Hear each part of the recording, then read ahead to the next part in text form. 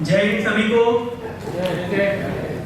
आज अपना संबोधन शुरू करने से पहले मैं मां भारती के सम्मान में उनकी संप्रभुता को अक्षुण्ण रखने वाले, अपना सर्वोच्च बलिदान देने वाले अमर जवानों को आज मैं 25वें कारगिल दिवस के अवसर पर कोटि कोटि नमन करता हूँ।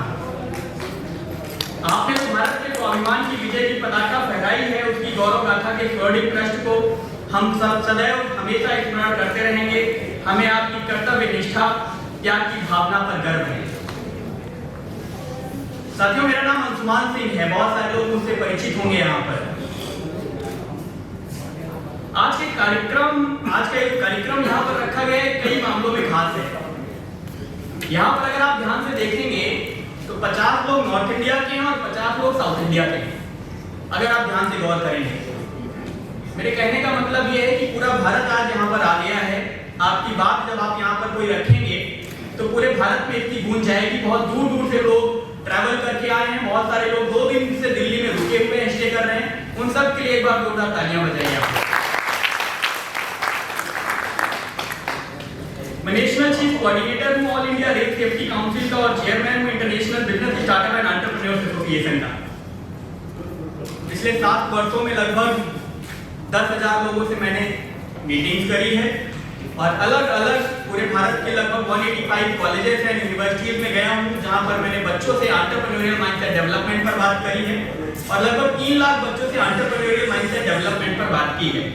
अब तक लगभग 160 राष्ट्रीय और अंतर्राष्ट्रीय सम्मानों से सम्मानित हो चुका हूँ। अपने संगठन को चलाने के साथ साथ all India rail safety council के अध्यक्ष डॉक्टर पद्मनाभन जी के साथ विगत 5 वर्षों से जुड़ा हुआ हूँ।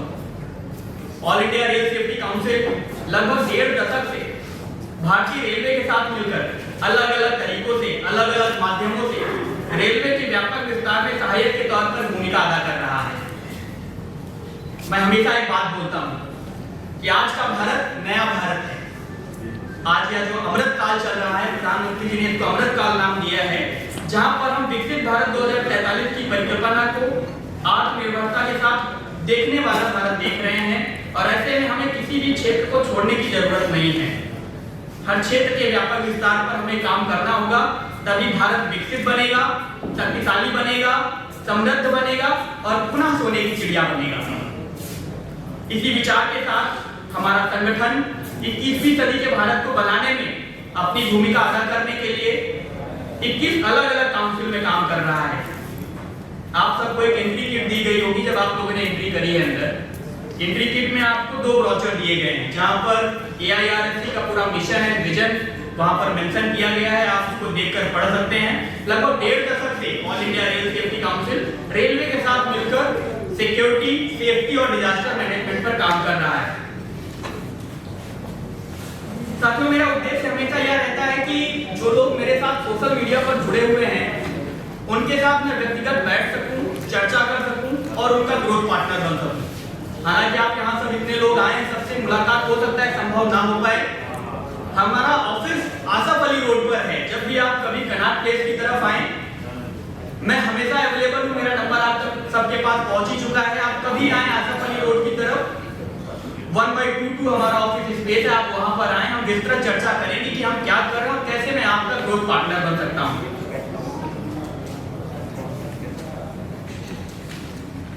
आज यहाँ पर जो कार्यक्रम रखा गया है, कार्यक्रम इसलिए रखा गया है कि विगत कई वर्षों से कई सहयोगी हैं जो हमें समय समय पर सलाह तो दे ही रहे हैं, लेकिन सलाह के साथ साथ सहयोग भी दे रहे हैं। उन सबको हमने आज यहाँ पर आमंत्रित किया है कि आज हमें आपकी कृतज्ञता व्यक्त करने का दिन है। मैं बहुत सारे लोगों को यहाँ पर देख पा रहा हूँ। यहाँ पर हमारे सामने ऑथर टेडी सर खड़े हैं। ये हमेशा मुझे सलाह ही नहीं देते, सहयोग भी देते हैं मुझे। हमारे बगल में ब्रिगेडियर अरुण गुप्ता जी बैठे हुए हैं। बहुत सारे लोग यहाँ पर बैठे हैं जो समय समय पर हमारे उत्थान में एक सहयोगी के तौर पर भूमिका अदा कर रहे हैं। तो आज का यह दिन हमारे लिए है कि हम अपने जो श्रेष्ठ हैं, जो हमें समय समय पर आगे बढ़ने के लिए प्रेरित करते रहते हैं, उनके लिए हम अपनी कृतज्ञता ज्ञापित करें। अभी 23 जुलाई को ही मोदी सरकार का 3.0 का पहला बजट आया। आप सब ने मुझे तमाम सारे प्रतिष्ठित न्यूज चैनलों पर देखा होगा। मैं बजट पर अपनी प्रतिक्रिया दे रहा था। मैं एसोचैम की तरफ से स्पेशल इनवाइटी था। बजट पूरी तरीके से समावेशी था और प्रधानमंत्री जी जो कहते हैं ज्ञान, ज्ञान का मतलब है गरीब, वाई का मतलब है GYAN, प्रधानमंत्री जी ज्ञान पर काम कर रहे हैं और ज्ञान का मतलब है G से है गरीब, Y से है युवा, A से है अन्नदाता और N से है नारी शक्ति। तो इन चारों को उन्होंने कंसीडर किया है अपने बजट में और डेफिनेटली ये समावेशित करने वाला बजट है, भारत को विकसित बनाने वाला बजट है। इस बजट में रेलवे को 2,62,200 करोड़ रुपए मिले हैं, 2,62,200 करोड़ रुपए। बजट में रेलवे में सभी राज्यों के विकास के लिए अलग अलग फंड आवंटित किया गया है। यूपी में रेलवे इंफ्रास्ट्रक्चर के विकास के लिए इस वित्तीय वर्ष 19,848 करोड़ रुपए खर्च किए जाएंगे। जम्मू कश्मीर में भी रेलवे इंफ्रास्ट्रक्चर का विकास किया जाएगा। उत्तराखंड में भी 3,694 करोड़ रुपए के आसपास इन्वेस्ट किए जाएंगे। पिछला बार जब बजट आया तो पिछली बार से अब की बार का जो बजट है वो लगभग 25-30 गुना ज्यादा आया है रेलवे को जो अलॉट किया गया है। जो अमाउंट पिछली बजट में था रेलवे के लिए उससे ज्यादा अब की बार 25 से 30 गुना ज्यादा बजट रेलवे को अलॉट किया गया है। उससे होगा क्या? उससे होगा ये कि अब काम भी 3 गुना ज्यादा रफ्तार से तेजी से बढ़ेगा। उत्तराखंड को छोड़कर लगभग पूरे भारत के सभी रेलवे ट्रैक पूरी तरीके से उनका विद्युतीकरण हो चुका है, इलेक्ट्रिफिकेशन हो चुका है। 10 वर्षों में रेलवे ने लगभग 5 लाख के आसपास नौकरियां दी है। मैं अक्सर रेलवे मिनिस्टर अश्विनी वैष्णव जी से मिलता रहता हूँ, वो IIT कानपुर के एलुमनाई रहे हैं और मुझे पूरा यकीन है कि उनकी जो कार्य कुशलता है, उनकी जो लीडरशिप क्वालिटी है, उससे रेलवे इंफ्रास्ट्रक्चर निरंतर नई प्रगति की नई ऊंचाइयों को छुएगा।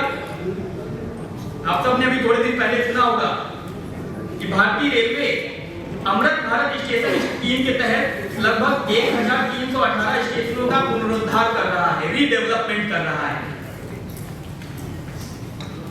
मैंने आपको बताया कि हम विकसित भारत 2047 का सपना देख रहे हैं और हमें किसी भी क्षेत्र को अछूता नहीं छोड़ना है। बहुत सारे लोग यहाँ पर जिम भी जाते होंगे, मैं तो नहीं जा पाता हूँ। अच्छा, जब आप जिम जाते हैं तो ट्रेनर आपका डेली एक एक्सरसाइज कराता है। आज आपका लेग डे है, आज आपका चेस्ट होगा, आज आपकी बाइसेप्स होंगी, लाइक दैट। और अगर हम किसी दिन अपना एक्सरसाइज मिस करते हैं तो हमारा ट्रेनर अगले दिन दूसरी एक्सरसाइज करवाता है, वो एक्सरसाइज हमारी वीक के लिए स्किप हो गई। अब मान लीजिए आप लगातार एक्सरसाइज करते जा रहे हैं और हर बार आपने लेग डे स्किप कर दिया, तो होगा क्या? कितने लोग मुझे सुन पा रहे हैं यहाँ पर? होगा क्या कि आपका पूरा शरीर तो बॉडी बिल्डिंग हो जाएगी पूरी तरीके से, लेकिन आपके पैर पतले हो जाएंगे। तो विकसित भारत जो बात हो रही है यहाँ पर, हम किसी भी सेक्टर को अनछुआ नहीं छोड़ सकते, वो चाहे रेलवे का सेक्टर हो, चाहे महिलाओं का सशक्तिकरण हो, किसी भी सेक्टर को हम अनटच नहीं रख सकते। मैं जो केंद्र में मंत्री हैं नितिन गडकरी जी, उनको बहुत फॉलो करता हूँ, मतलब मेरे फेवरेट वो पॉलिटिशियन है, हो सकता है कारण कुछ भी हो। नितिन गडकरी जी को मैं एक बार सुन रहा था तो उन्होंने कहा, और वही बात मैं आपसे बोल रहा हूँ यहाँ पर, कि हम लोग यहाँ पर एकत्रित क्यों हुए हैं। उन्होंने बहुत अच्छी डेफिनेशन से, एक बहुत अच्छी थ्योरम से हमको एक बात बोली कि मान लीजिए अंशुमान सिंह A स्क्वायर काम कर रहे हैं और हमारे सामने बैठे ऑथर फेरी साहब B स्क्वायर काम कर रहे हैं। तो अगर हम दोनों के काम को जोड़ेंगे तो काम आएगा A square plus B square. यही तो होगा ना, मैथमेटिकल कैलकुलेशन है, क्योंकि सब लोग यहाँ पर कुछ ना कुछ काम ही कर रहे हैं। लेकिन उन्होंने कहा अब ऐसे काम करने की जरूरत नहीं, हमें करना क्या है कि मान लीजिए अंशुमान सिंह A स्क्वायर काम कर रहे हैं, ऑथर फेरी साहब B स्क्वायर काम कर रहे हैं, तो हमें करना क्या है कि A प्लस B का होल स्क्वायर करना है। कि आप जो काम कर रहे हो वही हम काम करते हैं, आइए मिलकर दोनों के काम को स्क्वायर करते हैं। जब आप इस इक्वेशन को आप सॉल्व करोगे तो आएगा A square plus B square plus 2AB। तो यहाँ पर हम इकट्ठा हुए हैं 2AB के लिए। जितने लोग मेरी बात समझ गए एक बार तालियां हो जाए।